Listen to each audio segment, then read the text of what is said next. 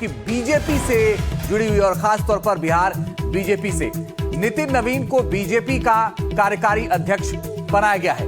बिहार सरकार में मंत्री हैं नितिन नवीन।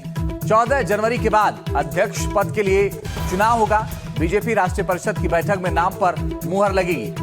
अप्रैल महीने में होगी राष्ट्रीय परिषद की बैठक। पीएम मोदी ने दी है नितिन नवीन को बधाई।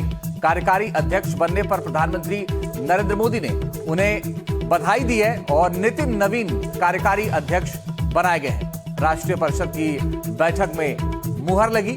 अप्रैल में होगी राष्ट्रीय परिषद की बैठक और इस दौरान प्रधानमंत्री नरेंद्र मोदी ने उन्हें बधाई दी है। नितिन नवीन बीजेपी के कार्यकारी अध्यक्ष बनाए गए हैं।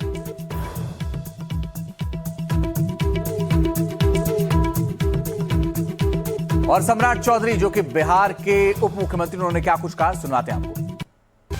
मैं नरेंद्र मोदी जी, देश के प्रधानमंत्री जी को विशेष तौर पर और पूरी पार्टी, आदरणीय नड्डा जी और पूरी भारतीय जनता पार्टी को धन्यवाद देता हूं कि बिहार से एक पटना से हमारे नौजवान साथी नितिन नवीन जी को देश के कार्यकारी अध्यक्ष के तौर पर मनोनीत हुए हैं।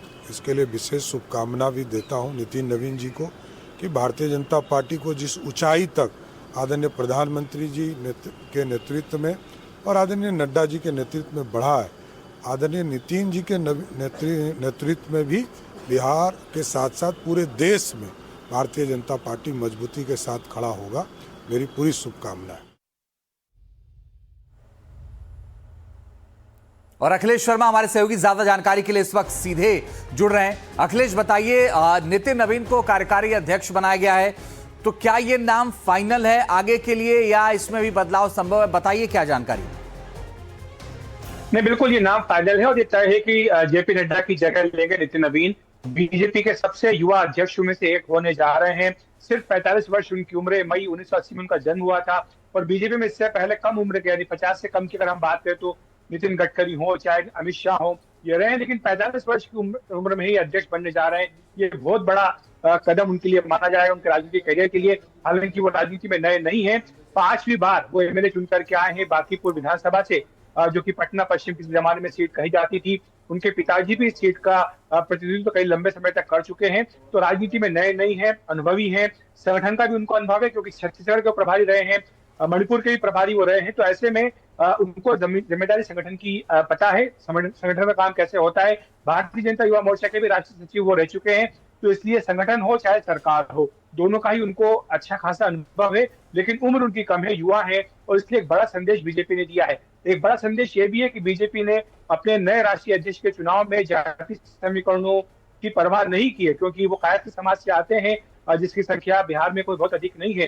तो ऐसे में बीजेपी ने योग्यता को, उनके युवा होने को और साथ ही संगठन की उनकी जो क्षमता है, इसको अनुभव को जो है प्राथमिकता दी है। और आपको ये बता दूं कि चाहे प्रधानमंत्री नरेंद्र मोदी हो, चाहे गृह मंत्री अमित शाह हो, उनके वो बेहद करीबी माने जाते हैं। तो ऐसे में सरकार और संगठन में दोनों में सामंजस्य बिठाने में, संतुलन बिठाने में उनको कोई दिक्कत नहीं आएगी। जहां तक औपचारिकताओं का प्रश्न है, अब चूंकि उनको राष्ट्रीय कार्यकारी अध्यक्ष बनाया गया है, अभी खर मास परसों से शुरू होने जा रहा है। खर मास जो है 14 जनवरी तक चलेगा। बीजेपी अमूमन खर मास के दौरान बड़े राजनीतिक फैसले नहीं करती है। तो 14 जनवरी के बाद बीजेपी के राष्ट्रीय अध्यक्ष का चुनाव औपचारिकता ही अब रह गया है, वो होगा और उसमें नितिन नवीन को औपचारिक रूप से राष्ट्रीय अध्यक्ष चुन लिया जाएगा। इसके बाद अप्रैल में बीजेपी की राष्ट्रीय परिषद की बैठक होगी जिसमें उनके नाम पर मुहर लगा दी जाएगी। अखिलेश, आमतौर पर यह कहा जाता है कि जिन राज्यों में आने वाले वक्त में चुनाव हो या कुछ ऐसा हो, उस राज्य से अध्यक्ष बनाया जा सकता है, इस तरह के कयास लगाए जा रहे थे। लेकिन नितिन नवीन के पीछे बनाने की वजह क्या है? उनके बनाने के पीछे का, बिहार में चुनाव भी खत्म हो गया है, वो बिहार सरकार में मंत्री भी हैं, अब अचानक से उनका अध्यक्ष बनाए जाने के पीछे आपको क्या वजह लगती है, जो आपका अनुभव है? देखिए, 2-3 बातें हैं। पहली बात तो बीजेपी ये संदेश पहले दे चुकी थी कि वो जो नया अध्यक्ष बनाएगी उसके पीछे वो कोई जातीय समीकरण या क्षेत्रीय समीकरणों का ध्यान नहीं रखना चाहती है। वो प्राथमिकता उसकी ये थी कि जो इतना बड़ा विशाल संगठन बीजेपी का हो चुका है, 12 करोड़ से अधिक इसके सदस्य हैं, दुनिया की सबसे बड़ी पॉलिटिकल पार्टी है, तो ऐसे में संगठन को संभालने वाला कोई व्यक्ति हो जिसको संगठन का भी अनुभव हो, जो पीएम नरेंद्र मोदी और गृह मंत्री अमित शाह के साथ कदम से कदम मिला करके चल सके, ताकि बीजेपी को जो 2029 का लोकसभा चुनाव जीतने का लक्ष्य है उसमें वो साथ दे सके, और साथ ही युवा हो, ताकि देश भर में जो दौरे होते हैं पार्टी के संगठन को संभालने के लिए बैठकें करनी होती हैं, उसके लिए वो फिट व्यक्ति हो। तो जाति समीकरणों का ध्यान नहीं रखना था, क्षेत्रीय समीकरणों का ध्यान नहीं रखना था, पीएम मोदी और गृह मंत्री अमित शाह का विश्वस्त हो और साथ ही साथ पूरे देश भर के दौरे कर सके, युवा हो, ये सारी खूबियां नितिन नवीन में पाई गई हैं। मैं आपको बता दूं एक बात कि नितिन नवीन को अभी तो ये बड़ी जिम्मेदारी मिली है, लेकिन अगर मान लीजिए ऐसे हालात बनते कि बिहार में मुख्यमंत्री बनाने की बात होती बीजेपी का अपना, तो भी नितिन नवीन का नाम सबसे ऊपर होता, क्योंकि करीब 1-1.5 साल पहले यही प्रश्न मैंने किसी बड़े नेता से पूछा था कि बिहार में आपके पास चेहरा कौन है बीजेपी के पास, तो उन्होंने कहा था कि नितिन हमारे पास है। नितिन नवीन का नाम उन्होंने तब लिया था। तो ऐसे में यह मान करके चला जा रहा है कि उनके ऊपर काफी समय से पार्टी के नेतृत्व की नजरें थी। और जहां तक आरएसएस का प्रश्न है, आरएसएस के सरसंघ चालक की पहले स्पष्ट कर चुके थे। अखिलेश, मैं आपके पास आ रहा हूं, आप बने रहिएगा और आपसे और ज्यादा समीकरण को समझने की कोशिश कर। लेकिन रमन हमारे सहयोगी जुड़ गए हैं इस वक्त पटना से, और एक जो तस्वीर है वो आप देखिए, नितिन नवीन के नाम की चर्चा जैसे ही हुई वैसे ही आपको बता दें कि वहां जश्न होने लगा, लोग नाच रहे हैं, गा रहे हैं और इंतजार कर रहे हैं नितिन नवीन का। रमन हमारे साथ हैं। रमन, बताइए इस वक्त कहां हैं और आप, क्या तस्वीर है आपके पीछे? बिल्कुल, इस वक्त हम बीजेपी दफ्तर में मौजूद है और ये आपको हम तस्वीर दिखाएंगे कि किस तरीके से जो बीजेपी के नए कार्यकारी अध्यक्ष बनाए गए हैं नितिन नवीन, वो अब से कुछ देर में पटना पार्टी दफ्तर पहुंचने वाले हैं और उनके स्वागत के लिए तमाम बीजेपी के जो कार्यकर्ता है वो इस वक्त यहाँ पर उनका इंतजार कर रहे हैं, हाथों में फूल लिए हैं कि अपने नए राष्ट्रीय अध्यक्ष का किस तरीके से वो स्वागत करेंगे। और कई सारे लोग भी हैं, उनसे भी बातचीत करने की कोशिश करेंगे। क्या कहना चाहेंगे जिस तरीके से बिहार से सफर तय करके बीजेपी हेडक्वार्टर नए राष्ट्रीय अध्यक्ष? देखिए, निश्चित रूप से बिहार के लिए एक ऐतिहासिक दिन है जो आज बिहार को एक राष्ट्रीय अध्यक्ष मिला है। और निश्चित रूप से एक युवाओं में जो उत्साह है, महिलाओं में जो उत्साह है वो आप देख ही रहे हैं। प्रधानमंत्री जी, राष्ट्रीय अध्यक्ष जी, गृह मंत्री जी का कोटि कोटि अभिनंदन, कोटि कोटि आभार है कि बिहार से राष्ट्रीय अध्यक्ष उन्होंने दिया है। और आने वाले समय में इनका कार्यकाल ऐतिहासिक रहेगा। इनका जो कार्यकर्ताओं के साथ, संगठन के साथ, सरकार के साथ जो समन्वय और तालमेल था, उन्हीं का परिणाम है आज कि आज इनको राष्ट्रीय अध्यक्ष के रूप में। ये देखिए, ये तस्वीर हम आपको दिखा रहे हैं, फूल लेकर जो कार्यकर्ता हैं बीजेपी की वो इंतजार कर रही है नए जो कार्यकारी राष्ट्रीय अध्यक्ष बनाए गए हैं नितिन नवीन।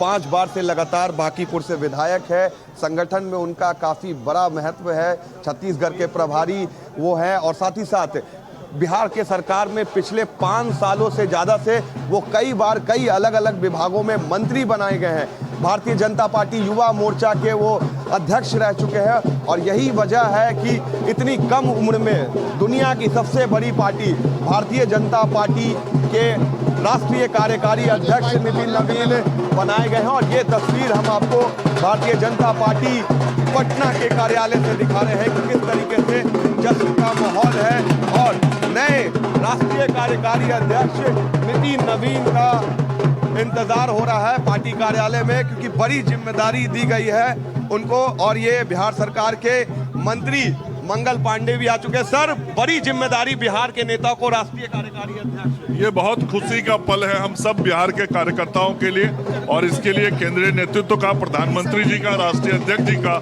और अमित शाह जी का हम आभार व्यक्त करते हैं। बिहार के लिए और बड़ा होगा सर?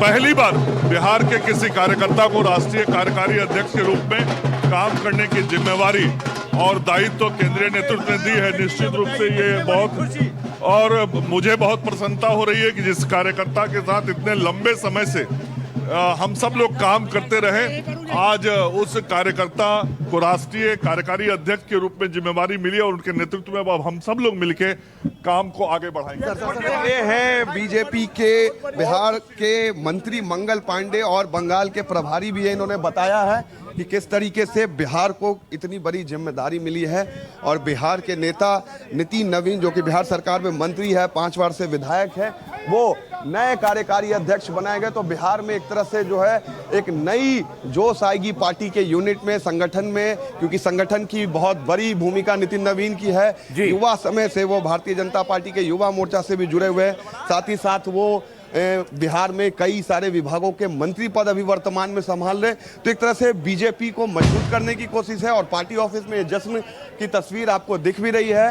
तमाम नेता पार्टी के जो बिहार के प्रदेश अध्यक्ष हैं, उप मुख्यमंत्री सम्राट चौधरी, तमाम नेता इस वक्त पार्टी कार्यालय पहुंच चुके हैं और अब से कुछ देर के बाद भारतीय जनता पार्टी, जो कि दुनिया की सबसे बड़ी पार्टी है, उनके राष्ट्रीय कार्यकारी अध्यक्ष नितिन नवीन पहुंचने वाले हैं। चलिए बने रहिएगा, हम लौटेंगे आपके पास, रमन आपके पास, लेकिन हमारे सहयोगी अखिलेश शर्मा लगातार बने हुए हैं। अखिलेश, रमन ये तस्वीरें दिखा रहे थे कि वहां पार्टी के कार्यकर्ता जो हैं वो इंतजार कर रहे हैं